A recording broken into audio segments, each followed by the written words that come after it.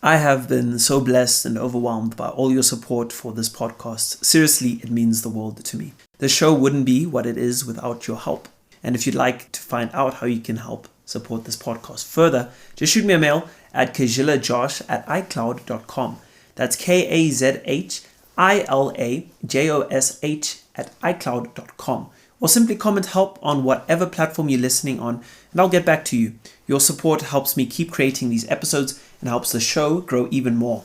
Hey, welcome to the 42 Sports Podcast. I'm your host, Joshua Kazhila. This is a space built primarily for athletes where their stories are told and shared with the world.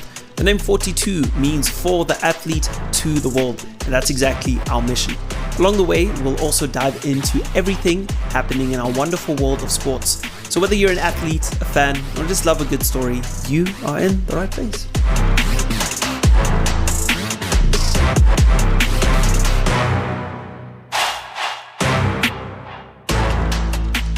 Hey guys, welcome back to the 42 Sports Podcast. My name is Joshua Kazhila. It's so good to be with you for the last time in the month of November. It's going to be a good episode today. If you didn't get the chance to listen to our previous episode where I was speaking about how rugby is becoming unwatchable.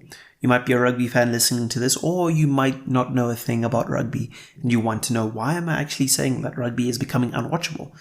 If you want to catch a little bit of that episode, or not a little bit, the full thing, then you're more than welcome to listen to the previous episode before we dive into the rest of this one. But for today, I'm speaking about Manchester United and their disappointing result against Everton. They lost 1-0 at Old Trafford on Monday. It was quite a disappointing evening. The game, if you didn't watch it, it started off in a weird fashion. Everton felt like they were more threatening when they got into the final third. And then Idrissa Gueye was sent off for hitting his own teammate Michael Keane. And so Everton, I can't remember the exact time, but maybe it would have been after 15, 20 minutes. They were a man down. So they had 10 men, United had 11 men. So we had the numerical advantage. Everton proceeded to score shortly after that. And it just, the performance was abysmal from the United team. Simple, basic things like passing, link-up play, all of that out the window. Ruben Amorim's subs seemed to have little effect on the performance of the squad. So it was just, very unfortunate game. And this, if we won that game, we would have been in the top 5. If we won that game convincingly, by 3 or more goals, we would have been in the top 4. And especially when Everton went down a man, I thought, okay, this is it. This is where we're going to really pounce on this weak Everton side. We're going to score like a lot of goals, 3+ goals, and we're going to go into the top 4 and really just position ourselves going into the festive season strongly. But now, losing to Everton means there's now pressure again on this United squad, and again on Ruben Amorim, and again on Ruben Amorim's system. But I'm not going to talk too much about the system, about what Amorim needs to do, what the players need to do on this episode. I want to discuss what I feel is the issue with this current United team. Or let me rather say what has been the issue for the past 10 years or so. When Sir Alex Ferguson left, I think he was an anchor because of his presence, the identity that he built up. And I think once he left, all of that, the past, I don't know how many ever years he was in charge, all of that kind of was thrown out the window. All of that except for the standards. Manchester United is a team that is consistently in the top 3 in the Premier League, always challenging for the title, competing in Europe, in the latter stages of the knockout games. At this stage, we haven't even been able to qualify for Europe this season. And even as it stands, we're not in a position to qualify for Europe. And in modern football, there's like 3 European competitions. So Champions League, Europa League, Conference League. So it's really easier now more than ever to qualify for Europe. But United seems to still be a little bit far off from achieving that goal. Hey, I hope you're enjoying the podcast so far. Thank you so much for hanging out with me today. Before we dive back into the episode, I'd love it if you could take a quick moment to support this podcast. If you're listening on Apple Podcasts or Spotify, leaving a review or a rating goes a long way. And if you're watching on YouTube, a like, a comment, or even subscribing would mean the world to me. All right, that's enough from my side. Let's get back into the show.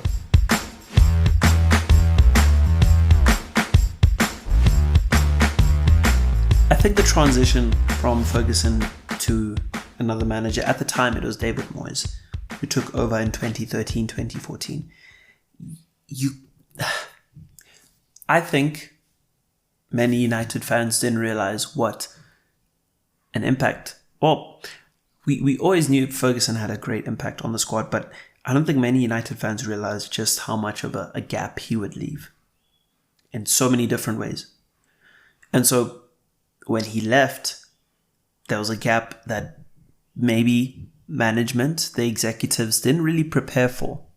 Because after all, this is Manchester United. We just won the Premier League. We don't really need to worry about too much. We have a good squad. We have a good system. It's worked in the past 20 years. So surely it will work for the next 20 years. But that couldn't be anything but the truth. It was terrible, to say the least, how this United club has been run. From the ownerships, the Glazers, a lot of fans are vocal about the Glazers. The United fans go through a lot of seasons, though, when it comes to criticizing the Glazers. If it's a good performance, then, hey, no big deal. But if it's a bad performance, then that's where Glazers out comes out again. So, yeah, a lot of inconsistencies from the United fan base over the last few years. But what I want to speak about today is just the mentality that is needed for United to be back where they belong. This squad has a big, let me not even say the squad, this club for the last 10 years has had a big issue with just inconsistent performances. I can speak about this year, Ruben Amorim. I think there were 5 games undefeated. But a simple home game against Everton with 10 men, that's where they lose that record. Doesn't make sense to me. And it doesn't make sense to a lot of fans. This squad for the past 10 years, this team has gone through a lot of managerial changes.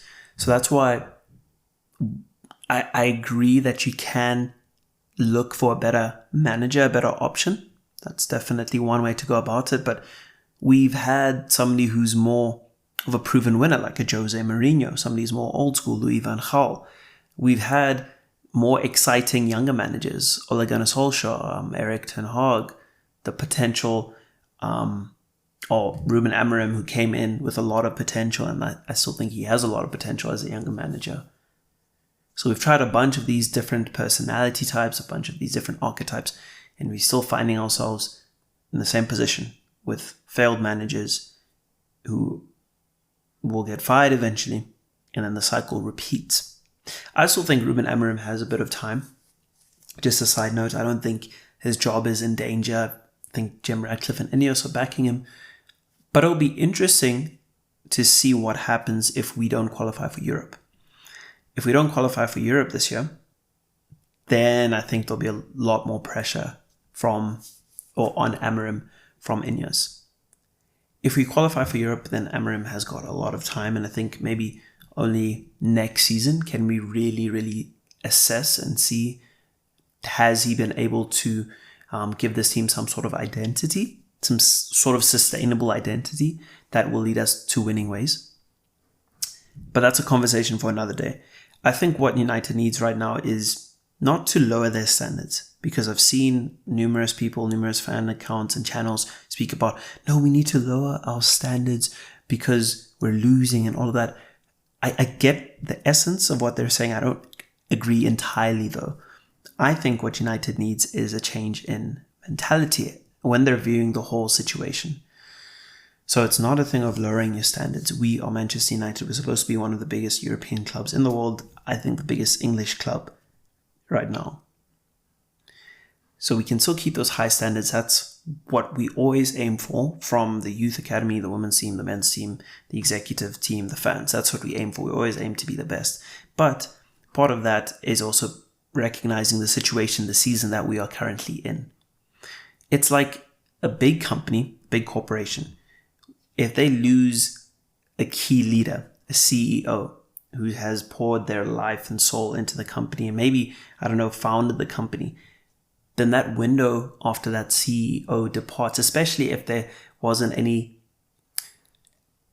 valuable resources or planning spent on a succession plan. If there's no succession plan in place and a new leader comes in to take over and you just assume, okay, new leader, he seems qualified, it's a good organization, it's going to be a perfect match.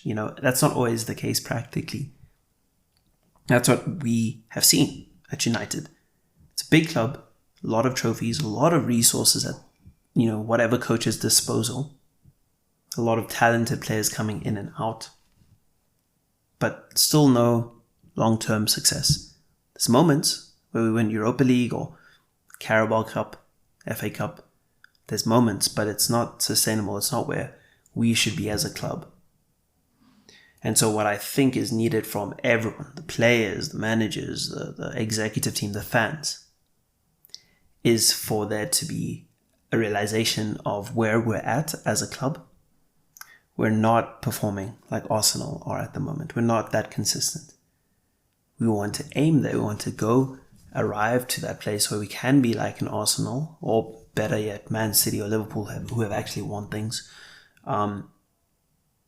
But we're just not there at the moment. And so I think in the same way, if you are like the CEO of a company, a big company, and you're going through this transitional period, it's going to be hard to grow as a company because there's so much that's going on. It's going to be hard to grow as a football club because there's so much free fall going on within the organization. Nobody really knows what's going on. And there's a lot of frustration, and because United on the outside is still a massive club, commercially still a massive club, very attractive in terms of, different sponsors wanting to partner with United. But on the field, we have been sometimes world class, sometimes not. Losing to Grimsby, then beating Liverpool at Anfield. So what's needed is an assessment of the situation. I don't want to say lowering the standards because I still think we should have in our DNA, a DNA that says we aim to win every single game. We aim to win every single trophy. But for the time being, in this season, in this period, we're still trying to figure out our post-Ferguson identity. I think there needs to be a little bit more grace. There needs to be a plan. So give Amorim his 3 years and assess as you keep on going forward. Assess every few months. Are we in alignment with one another? This identity that we're trying to create. Are we working towards that or are we not? And if there needs to be changes, make those changes. If there doesn't need to be changes, but there's external pressure and panic, don't budge to the media. Because I think United, the most frustrating thing is there's so many resources, a lot of talent with the players, a lot of talented managers coming in and out, a really good academy, but we just haven't been able to convert that into on the pitch success long term. So that is all from my side for this episode of the 42 Sports Podcast. It'll be interesting to see what United does or how they perform against, I think it's Crystal Palace on Sunday. I'm hoping for a game where they bounce back. Crystal Palace came into this game, or they're going into that game at Selhurst Park after a tough Conference League encounter yesterday. So United, in theory, has the advantage, but mentally, I think they're at a bit of a disadvantage. But that remains to be seen. From my side, have a blessed weekend, and I'll see you on Monday. This is the 42 Sports Podcast for the athlete to the world.